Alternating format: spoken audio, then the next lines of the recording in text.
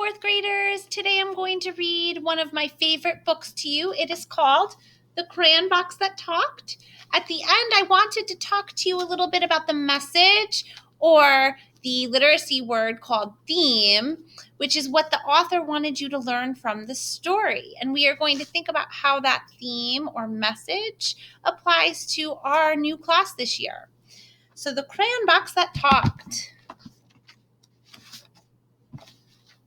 While walking in a toy store the day before today, I overheard a crayon box with many things to say. I don't like red, said yellow, and green said nor do I, and no one here likes orange, but no one knows just why. We are a box of crayons that doesn't get along, said blue to all the others. Something here is wrong. Well, I bought that box of crayons and took it home with me and laid out all the colors so the crayons could all see.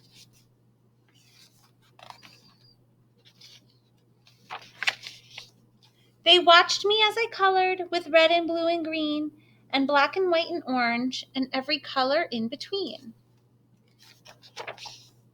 They watched as green became the grass and blue became the sky. The yellow sun was shining bright on white clouds drifting by. So in the story right now, all the crayons are working together to create this beautiful picture. Colors changing as they touched, becoming something new. They watched me as I colored. They watched till I was through. And when I'd finally finished, I began to walk away, and as I did, the crayon box had something more to say. I do like red, said yellow, and green said so do I. And blue, you were terrific, so high up in the sky. So now the crayons are realizing that when they work together, they actually really do like each other. Instead of looking at their differences, they can really work together to create a beautiful picture. And this is my favorite quote of the whole story. This is the quote I like to refer to when I think of our classroom this year.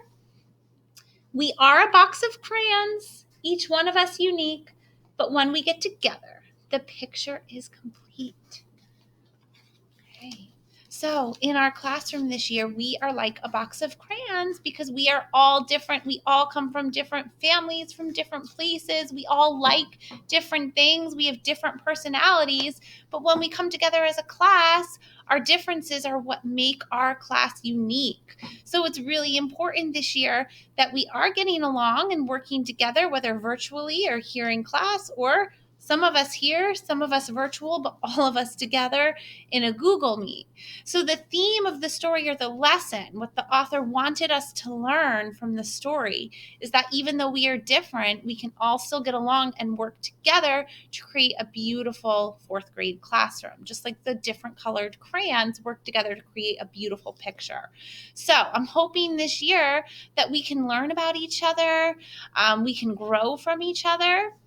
And I'm really hoping that I will learn from you and grow from learning from all of you as well, because I found every year as a teacher, I always learn so much from my students. So I really look forward to getting to know each of you. And today you guys are going to create a poster, which I posted under classwork in our Google Classroom, about what makes a good classmate. You can see that behind me right here. So I want you to think about if you were here or when we're all together in a Google Meet, in order for you to be successful, what do you need from everybody else? What is a good classroom? So you would list traits. Okay, so a good classroom is somebody that's kind, that's accepting of everybody. Those are two examples. Looks like, so that's not describing what somebody looks like physically, but for looks like, you would jot down what a good classmate is doing in the classroom or in a Google Meet. So sitting quietly or working quietly is one example. Raising their hand is another example. Complimenting others could be another example.